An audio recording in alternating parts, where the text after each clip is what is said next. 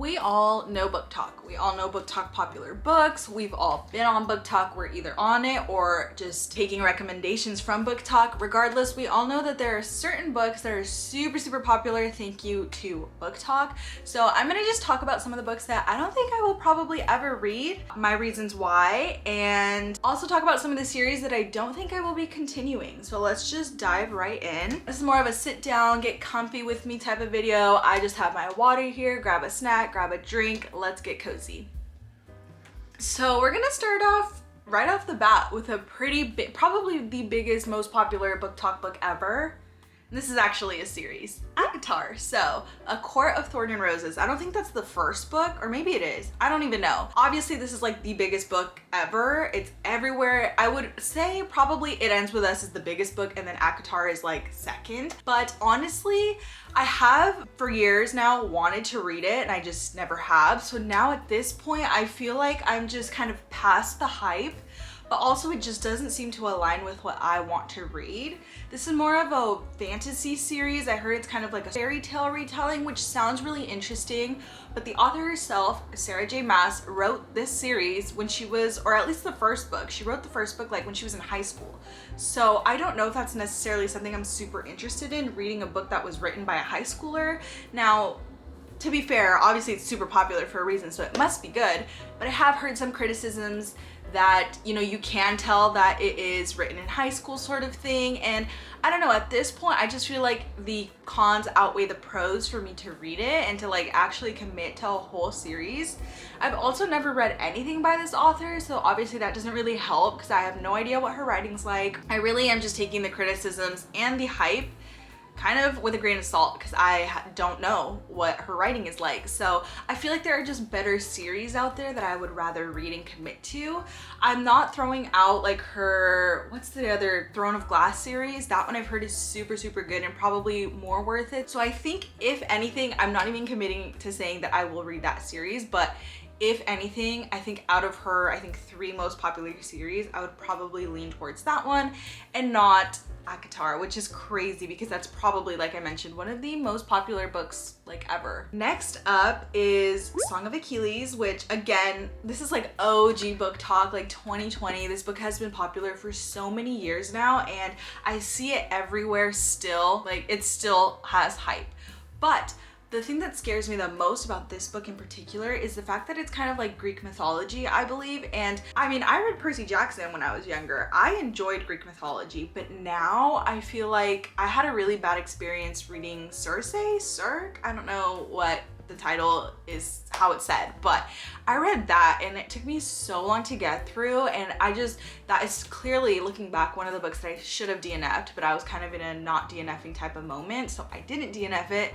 And now looking back, I wish I would have, because it just left me with such a sour taste for Greek mythology in general. So I feel like that could be part of the reason why I don't ever want to read Song of Achilles. I've heard it's like a romance, which is great. I love romance, but I don't know, again, it just is almost overhyped and I haven't even read it. Like, my expectations are through the roof for that book just because of the hype. And sometimes that ruins books, I'm not even gonna lie, because now I'm like, this is gonna have to be a 5.5 star or a 6 star to even, you know, be good, because I have that high of expectations.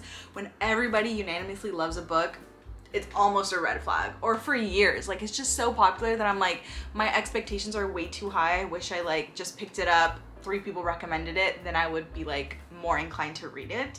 So yeah, Song of Achilles, I'm sorry, but I don't think I will ever read you. I don't own it. I always see it, like I'm saying, I always see it still at Barnes & Noble, bookstores, everywhere, but it just doesn't seem like the type of book for me. Not to mention Greek mythology itself. I thought I loved it. Now I'm in a weird place with it. Maybe I can like slowly dip my toe into the genre again and then maybe pick it up. But honestly, I just feel like I'm never gonna read it. There are too many books out there for me to read something that I just don't want to read. Next up is a series. I have a lot of series actually on here. I mean, I already mentioned ACOTAR, but this next one is also arguably one of the most popular BookTok series ever, and it is the Twisted series. Now, this is sort of like a romance. I think it's like a YA romance series. Not me being literally 3 minutes into the video and my camera dying, but as I was saying, Twisted series. I feel like at this point, I've outgrown it. Like I haven't read it, but I've heard it's like a billionaire romance, which I read enough of that. I choose Lauren Asher to be my billionaire romance author. So I don't really feel like I need to read, you know, something else in that little subgenre. I've also kind of heard that the guys in that series, like the Twisted series, are kind of red flags and not like lovable guy characters.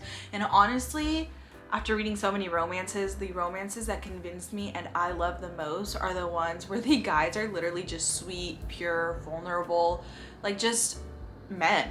I don't want grumpy sunshine to the point where I can't look past things that our male character has said or thought about our female main character. Like, honestly, I'm just not about it anymore. And I feel like I get those vibes from this series. Again, it's also probably 5-book series and I just don't want to commit the time to something that I'm already a little bit put off from. So I fear I'm just not convinced enough to read anything by this author. There's so many books in the world that I want to read, and just because something's super popular, and I am a victim of reading books because of FOMO and wanting to know what the heck is going on because they're so popular. But sometimes you have to put your foot down and say no. And I'm gonna say no about the Twisted series. Unless you guys convince me otherwise. Honestly, anybody, if you want me to really read a series and you're like, this is my ride or die, like this is my favorite book ever, you can't be a reader without reading this, then convince me and I will double think. This is just kind of where I'm standing for now with the information that I currently have. Next up is Six of Crows. This is another series, specifically this book though. It's kind of funny because I think a year or two ago, I actually like got this book from my public library, brought it home, did not realize how big like and chunky the book is. So I think that kind of put me off. I didn't end up reading it. So I ended up just returning it back to the library and not like renewing it or extending my hold. But yeah, I think I was very put off, one, by the length, because I did not think it was gonna be that long. This is kind of more of a YA fantasy series, and this book specifically, I have heard great things about, but again, the length was a bit iffy. And I feel like at this point, now that I'm sort of dipping my toe into other fantasy series, I don't want to kind of go back to that one. I think that one's kind of like a builder fantasy series. If I'm wrong, I'm wrong. Again, haven't read it, but that's kind of what I think about it. And honestly, like it just doesn't seem worth my time anymore. Like there are just so many, I mean, fantasy, I feel like fantasy and romance are like the two genres that are just pumping out books like at crazy speed. And so I feel like I just don't need to read that series, that there's others that I could read in place of it. Also, just nothing really stood out to me that makes it like a super unique series that I have to dedicate my time to. Some other series that I've obviously heard like obviously so many great things about, people continuously sticking with the series. That's something too that I feel like is a green flag for me. If someone starts a series because it's super hyped up, great. If they read the second book, great. If you're still attached in reading the third, fourth, fifth book, then I'm gonna have to check out the series. Because if people like this series, I've only heard of the first book and I don't want to start a series just to read one book. Like I want to finish, I already have a hard enough time not finishing series. So for this book, I feel like I have to be enticed to read the entire thing. And honestly, I've just heard nothing too crazy special or unique about it. And I've only really ever heard of the first book. So that's a no from me for now. Maybe, I don't know, we'll see. Next up is another series, and this one is really, really popular. It's the Shatter Me series. I don't know how I never read this. It's YA dystopian.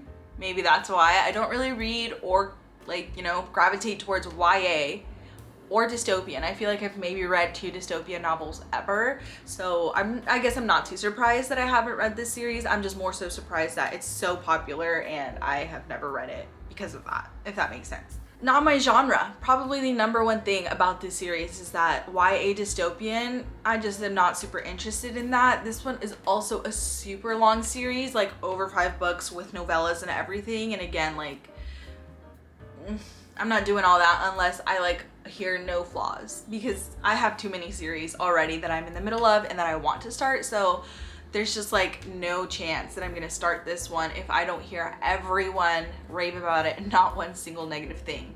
Also because I'm already a bit put off by the genre itself. And I'm not gonna lie, I had this on my TBR for such a long time, like years. I think I even made like a reel in like 2022 or 2023 talking about like the book series that I want to start that year. And the Shatter Me series was a part of it because I very much wanted to read it. But I feel like readers, we have a really long TBR, and if some of those books are not moving up and they just stay at the bottom for years and years, especially series. Like, I just have to say goodbye. It's time to rip off the band-aid and take the series off of my TBR. It's just been too long and I haven't read it. So what makes me think I'm gonna read it in the next year, you know? So yeah, it's a no for me for now. I really don't see myself starting this series. It's just way too long. It's way too long. Okay, this is not a series, and it is My Year of Rest and Relaxation. Now, this one's interesting because the premise itself is super, super unique and something that I feel like I would want to read. It's giving like literary fiction in the premise itself. It's kind of about this woman who struggles with depression and just mental health. So she does kind of like a social experiment where she just stays home and tries to, I guess, live through that and see kind of what effects that has on her. But she kind of has the picture perfect life. Like, she just graduated from Columbia or some New York university. She's like young, she's pretty, like she has all these things going for her, but obviously like mental health affects her life in such a huge way. So it sounds super interesting. And even as I was looking up books for this video, I read that premise of that book and I was like, wait, I might not want to include it because it just sounds so good. But then I remembered why it's on this list. I, again, have heard just way too many people say that the premise is super interesting, but the execution was not there.